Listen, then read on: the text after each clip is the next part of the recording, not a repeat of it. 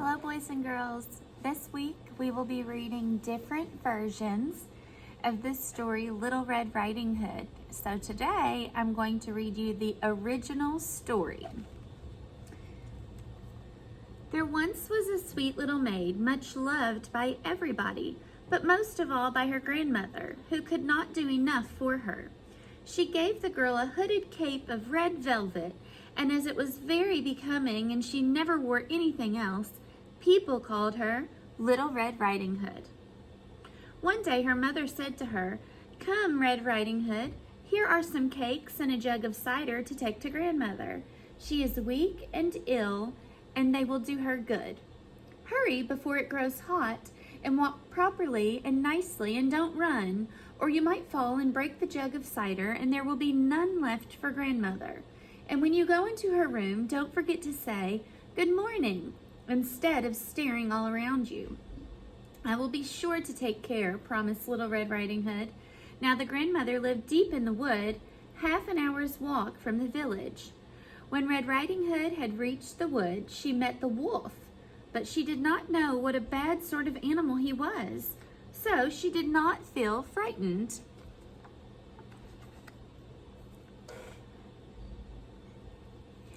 "Good day, Little Red Riding Hood," he said. "Thank you kindly, Wolf," she answered. "Where are you going so early, Little Red Riding Hood?" "To my grandmother's." "What are you carrying in your basket?" "Cakes and cider." "We baked them yesterday, and my grandmother is very weak and ill, so they will do her good and strengthen her." "Where does your grandmother live, Little Red Riding Hood?" "A quarter of an hour's walk from here. Her house stands beneath the 3 large oak trees, and you will easily know it by the hazel bushes," said Little Red Riding Hood. The wolf thought to himself, "This tender young thing would be a delicious morsel and would taste better than the old one. I must manage somehow to get both of them." He walked next to Little Red Riding Hood a little while, and then he said, "Little Red Riding Hood, just look at the pretty flowers that are growing all around you, and I don't think you are listening to the song of the birds. You are walking along just as if you were going to school, and it is so delightful here in the wood." Little Red Riding Hood glanced around her, and when she saw the sunbeams darting here and there through the trees and the lovely flowers everywhere, she thought to herself, "If I take a fresh bouquet to my grandmother, she would be very pleased." So she ran around the wood looking for flowers, and as she picked one, she saw a still prettier one a little further off, and so she went further and further into the wood. But the wolf went straight to the grandmother's house and knocked at the door. "Who is there?" cried the grandmother. "Little Red Riding Hood," the wolf answered, "and I have brought you some cake and cider. Please open the door." "You can open it," cried the grandmother. "I am too weak to get up." So the wolf opened the door and went right in. Without saying a word, he walked to the bed and ate up the poor grandmother in an instant, for he had been more than 3 days without food. Then he put on her night clothes, lay down in her bed, and drew the curtains around him.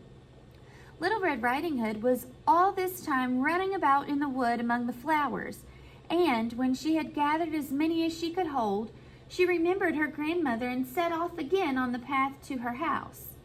When she arrived at the cottage, she was surprised to find the front door standing open, and when she went inside, she felt very strange and thought to herself, "Oh dear, how uncomfortable I feel today, and at other times I am always so happy to visit my grandmother." And when she said, "Good morning, grandmother," there was no answer. The Little Red Riding Hood went over to her bed and slowly drew back the curtains. There lay the grandmother with her nightcap pulled down over her eyes so that she looked very odd. "Oh, grandmother, what large ears you have! The better to hear you with, my dear." "Oh, grandmother, what great eyes you have! The better to see with, my dear." "Oh, grandmother, What large hands you have! The better to hold you with, my dear. But grandmother, what a terrible large mouth you have! The better to eat you with. And no sooner had the wolf had said this that he made one bound from the bed and swallowed up poor Little Red Riding Hood.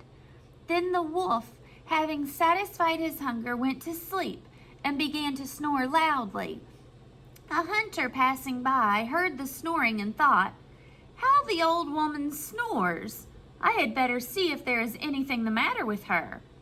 Then the hunter went into the bedroom, walked over to the bed, and saw the wolf lying there fast asleep. "At last I find you, old beast," he said. "I have been looking for you for a long time." And the hunter suddenly realized that the wolf had swallowed the grandmother whole and that she might yet be saved. So he did not fire his gun, but he took a pair of shears and began to slit open the sleeping wolf. When he made a few snips, he saw the little red cap, and after a few more snips, Little Red Riding Hood jumped out and cried, "Oh dear, how frightened I have been! It is so dark inside the wolf." And then out came the old grandmother, still living and breathing. Little Red Riding Hood went and quickly fetched some large stones, with which she filled the wolf's body, so that when he woke up and tried to rush away, the stones were so heavy that he sank down and fell dead. They were all three very pleased. Little Red Riding Hood and her grandmother thanked the hunter, who then returned to his hunting in the forest. The grandmother ate the cakes and drank the cider and began to feel much better. Little Red Riding Hood said to herself that, as long as she lived, she would never leave the path and stray about in the wood alone. And she would always do exactly what her mother told her. The end. This story of Little Red Riding Hood is in this story called Classic Fairy Tales. It's a little different probably than some of the stories that you've heard before, but our plan for this week is to read a lot of different versions of the story of Little Red Riding Hood to see how fairy tales change over time and how they're told differently from different cultures.